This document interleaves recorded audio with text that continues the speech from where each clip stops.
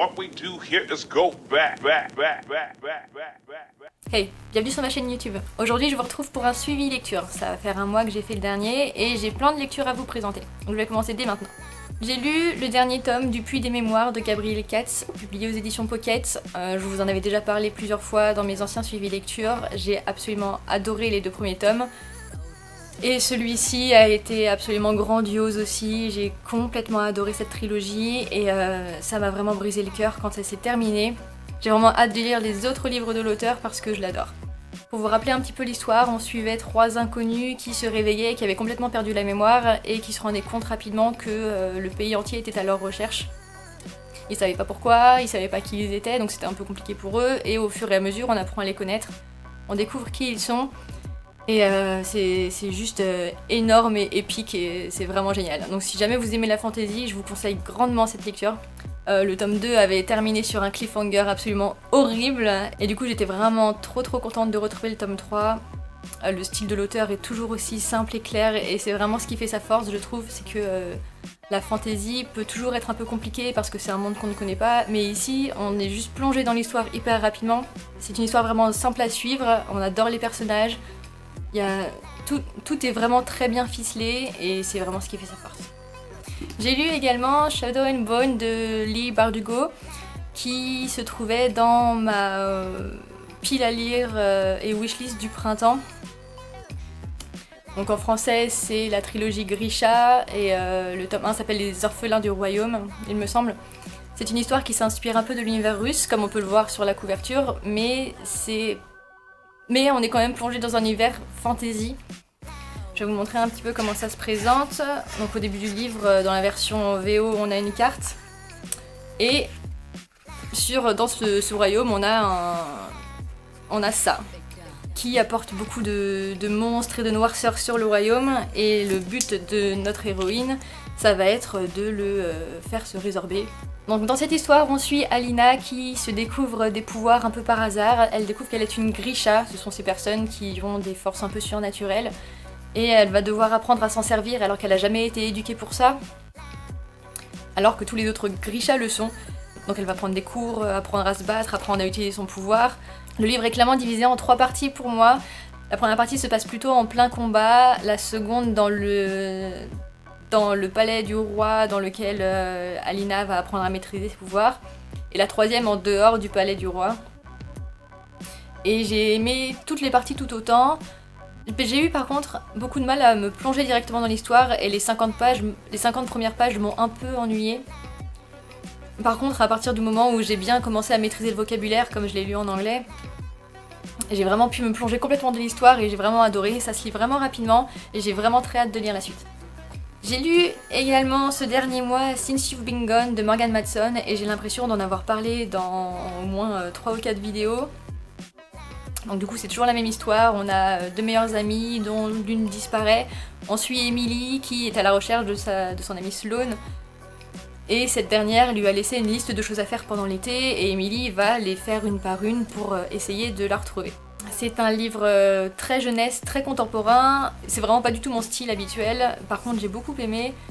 Le style de l'auteur est hyper simple et la lecture est super facile, donc si vous voulez vous lancer en anglais, je vous conseille un des livres de Morgan Matson. L'histoire est assez simple, il y a quelques points que j'ai moins aimés, ce sont les flashbacks. En fait, régulièrement dans plusieurs chapitres, on a des petits flashbacks pour apprendre à connaître Sloane qu'on ne voit pas pendant l'histoire puisqu'elle a disparu. Et en fait, ces flashbacks m'ont fait la détester. Juste, c'était un personnage que j'ai trouvé affreux, je l'ai trouvé égoïste, horrible avec son ami. Par contre, le reste de l'histoire, j'ai plutôt bien aimé. On suit Emily qui est une fille assez timide et réservée et qui va devoir se forcer à se faire de nouveaux amis pour pouvoir passer l'été et faire ses défis, etc. Et j'ai trouvé que c'était assez réaliste, très naturel, et que ça donnait juste envie d'avoir un été à rien faire et d'essayer d'en profiter pour faire le genre de choses qu'elle fait. J'ai trouvé ça super sympa, ça me donnait très envie d'être en vacances et de me reposer toute la journée. J'ai aussi beaucoup aimé les personnages secondaires, notamment Frank et son ami dont j'ai oublié le nom. Qu'est-ce que c'est ? Bref, son ami qui était super rigolo, et Frank que j'ai aussi trouvé assez réaliste, c'était le mec hyper sérieux, qui fait plein de trucs, plein d'associations, qui veut juste avoir un super dossier pour l'université, etc. Et qui, malgré tout, a des petites faiblesses, etc. Enfin bref, j'ai beaucoup aimé. Je sais plus exactement quelle note je lui ai donné, je crois que j'ai mis un 3 sur 5 parce que du coup il y avait des points qui m'avaient déplu, l'histoire est assez banale quand même, j'ai pas trop aimé la fin. Par contre, j'ai trouvé que c'était une lecture assez agréable. J'ai également lu le premier tome des Étoiles de Nosed de Sophie Jomain. C'est une saga dont j'ai beaucoup entendu parler et j'avais envie de me lancer dedans. Je me suis dit que j'attendais les sorties poche pour me lancer. C'est ce que j'ai fait, du coup voilà, on a un tout petit bouquin. J'avais entendu dire que c'était comme Twilight, donc j'ai pas voulu trop m'investir dedans non plus parce que voilà, c'est du style de Twilight, enfin bref. Sauf que comme beaucoup de personnes avaient aimé, surtout les tomes qui suivent, je me suis dit que c'était l'occasion vu qu'ils étaient sortis en poche. Du coup, j'ai commencé cette histoire dans laquelle on suit Anna qui part tous les étés en Écosse parce que sa famille est originaire de ce pays, qui va faire des rencontres et retrouver ses amis d'enfance, etc.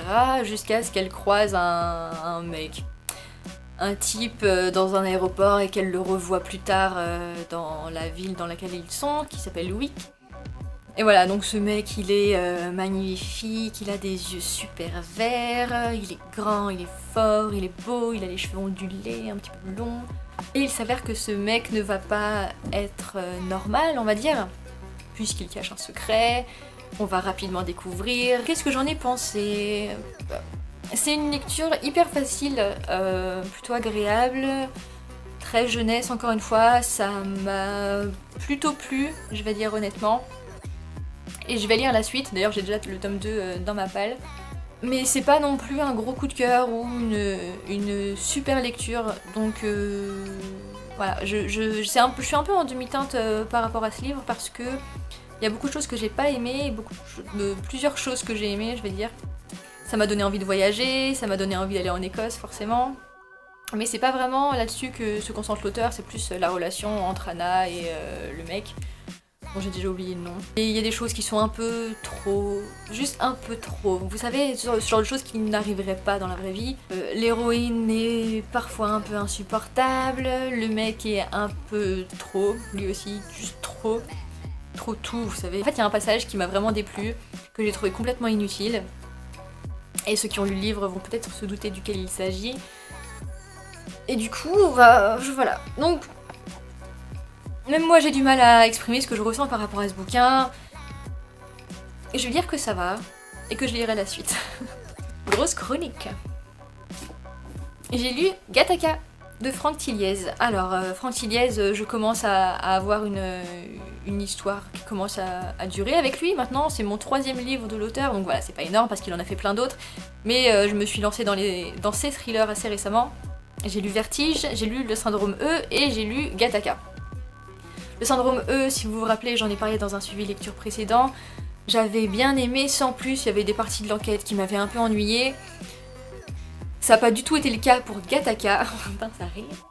C'est vraiment un livre que j'ai beaucoup aimé. Alors, Gattaca, si jamais vous vous rappelez de vos cours des SVT ou que vous êtes scientifique, vous pourrez ne pas faire comme moi et vous rendre compte que Gattaca est composé des lettres A, T, G, C qui sont les choses qui composent notre ADN. Il y a un peu d'ADN ici et je n'ai pas du tout fait le rapprochement une seule seconde jusqu'à ce que j'ouvre la première page du bouquin. Je vais vous montrer. Pas la première page en fait. C'est la note au lecteur, c'est la première page. On a un petit liseré et je me suis dit ah mais on va parler d'ADN. Oui. Bah oui, une jeune fille a été assassinée dans une grande cage dans laquelle se trouve un singe. Et tout porte à croire à première vue que le singe l'a tuée. On se rend rapidement compte que ce n'est pas le cas.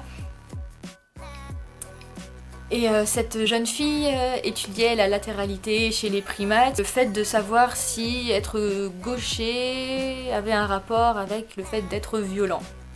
Pour vous résumer l'histoire. Et ce qui est intéressant, c'est que on va partir de là. Et on va se rendre compte que ça part beaucoup plus loin. On retrouve les deux enquêteurs du livre précédent, que sont Franck Charcot et Lucie Nebel, qui ont encore vécu plein de trucs entre temps. Cette histoire se passe un an plus tard, un an après la fin des événements du syndrome E. Donc si vous avez lu le premier tome et pas le deuxième, vous savez peut-être de quoi je parle. Du coup ça va loin. Comme je disais, ça va loin. On va parler donc d'ADN, d'hérédité, d'hommes de Cro-Magnon, de procréation, de toutes ces choses-là. Et c'est vraiment des choses hyper intéressantes. Alors moi, j'ai pas du tout fait d'études scientifiques. Ça a toujours été quelque chose qui m'intéressait, mais dans ce livre-là, c'est un peu de la vulgarisation pour le coup. À la fin, l'auteur nous dit bien que certains événements sont réels et d'autres sont plus compliqués que ce qu'il raconte. Mais on apprend quand même vachement de trucs là-dedans, et c'est super intéressant. Enfin, j'ai pas envie de vous spoiler le livre en fait, c'est ça le truc. Donc je peux pas trop en dire sur ce que je disais, la violence, les gauchers, etc. Mais c'est vraiment hyper intéressant. Donc si jamais c'est des sujets qui vous intéressent, si vous aimez les thrillers, les enquêtes qui remettent un peu en cause notre société, l'humanité, etc. Franchement foncez, parce que Franck Iles a fait ce bouquin et il est vraiment super. Alors quand j'étais en Corée, je lisais énormément d'e-books parce que c'était la seule manière que j'avais de me procurer des bouquins. Parce que j'avais pas envie non plus d'acheter des bouquins en anglais qui coûtaient une peau et que j'aurais dû ramener dans ma valise, etc. Donc je m'étais procuré énormément d'e-books et depuis que je suis rentrée, donc c'était en février 2015, j'en ai pas lu un seul. Jusqu'à ce qu'un auteur m'en envoie un. C'est l'auteur Fred Marty qui avait proposé, en échange d'une chronique, d'envoyer son histoire. Du coup, je me suis proposée parce que c'était une super occasion de découvrir une nouvelle histoire et tout. Et puis, il avait dit que c'était de la fantasy adulte, et moi, c'est vraiment un genre qui me plaît. Donc, je me suis lancée. Du coup, j'ai lu L'éveil, c'est le premier tome des Chroniques de Gabriel, de l'auteur Fred Marty. Comme le titre l'indique, on va suivre Gabriel, qui va vivre des aventures avec 3 de ses amis dans ce premier tome. Gabriel va recevoir une lettre de sa mère qui lui donne rendez-vous alors qu'elle est décédée 3 ans plus tôt. Il a 20 ans, elle est décédée quand il en avait 17, et du coup, pour lui, c'est vraiment bizarre, et il va quand même partir à sa recherche et essayer de la retrouver à ce point de rendez-vous. Donc ça l'emmène dans les montagnes avec ses amis, et il va se rendre compte qu'il y a des phénomènes un peu inexplicables et inexpliqués, que ça va partir un peu en n'importe quoi, ils vont passer dans un monde un peu parallèle, ils vont se découvrir plein de pouvoirs, et bref, je vais pas en dire trop. C'est une histoire hyper intéressante, et ce que j'ai beaucoup aimé, et j'ai un peu de mal à l'expliquer, c'est que j'avais l'impression de vraiment suivre un fil dans cette histoire, et j'avais vraiment l'impression d'être dans un jeu vidéo ou dans un jeu de rôle. C'est que on suit un chemin, et à chaque fois qu'il y a un arrêt, par exemple, les protagonistes doivent faire des choix. Donc à un moment, par exemple, ils décident de se séparer pour fouiller, retrouver des ressources, etc. C'était super riche aussi. Chaque protagoniste a sa propre histoire. Il n'y en a aucun qui ressemble à un autre. Il y a le mec, il est grand, il est musclé. L'autre, il est fluet, plus geek. Le héros Gabriel, il est loyal avec ses amis. Et on a une jeune fille dont j'arrive pas à prononcer le nom. Je sais pas, c'est Maider, je sais pas. Qui est un peu ténébreuse. Non, pas ténébreuse, mais plus un peu mystérieuse. C'est ça le mot. Mystérieuse. Et c'est des personnages que j'ai bien aimés parce qu'ils étaient hyper sympathiques et ils faisaient des blagues entre eux, il y avait plein de références, il y a eu des références à Pokémon, à Buffy, il y a même des références que j'ai pas cernées parce que je connaissais pas. Et non, franchement j'ai bien aimé cette histoire. Si vous pouvez lire le livre, franchement faites-le parce que c'est vraiment chouette. J'en arrive au manga et aux comics, j'ai lu un manga et 2 comics ce mois-ci. Je vais commencer par le manga. J'ai lu le tome 5 d'Orange, ou Oranji, je sais pas comment dire en japonais. Je l'ai acheté avec le coffret pour ranger les 5 tomes de la série, qui est juste là derrière, ici. Et maintenant qu'on a la fin, je peux enfin me faire mon avis. J'ai toujours eu un peu de mal avec ce manga dans le sens où j'ai trouvé l'histoire pas mal, mais les personnages traînaient et... oh là là... Nao, l'héroïne, la fille qu'on suit et tout, qu'est-ce qu'elle m'a saoulée. Elle est chiante, elle est... oh là là, mais après je sais que c'est typique des shoujo, mais donnez-leur un peu de personnalité quand même. Enfin, franchement, oh, qu'est-ce que... Non. Non, ça ne se passe pas comme ça dans la vraie vie. De quoi ça parle? J'en ai pas parlé. On suit une bande de 5 lycéens, collégiens, lycéens, on va dire lycéens, qui reçoivent des lettres de leur futur de 10 ans plus tard. Et le but, dès le début on le sait, c'est de sauver Kakelu, qui est le beau gosse de l'histoire, qui est celui qui est sur la jaquette là. Parce qu'il va décéder quelques mois plus tard. Et donc à chaque lettre, il y aura un jour, par exemple ce jour-ci, on a participé à une course de relais, Kakeru n'a pas participé, il était déçu, il faut changer ça, il faut à tout prix qu'il participe et tout. C'est des trucs comme ça. L'histoire entre Nao et Kakeru est hyper niaise et insupportable, mais bon, ça c'est pas le gros. Enfin, pour moi c'était le gros point faible. Il y a plein de sujets dans ce manga qui sont juste effleurés en surface, au lieu d'aller un peu plus loin, ça aurait été beaucoup plus intéressant, je pense.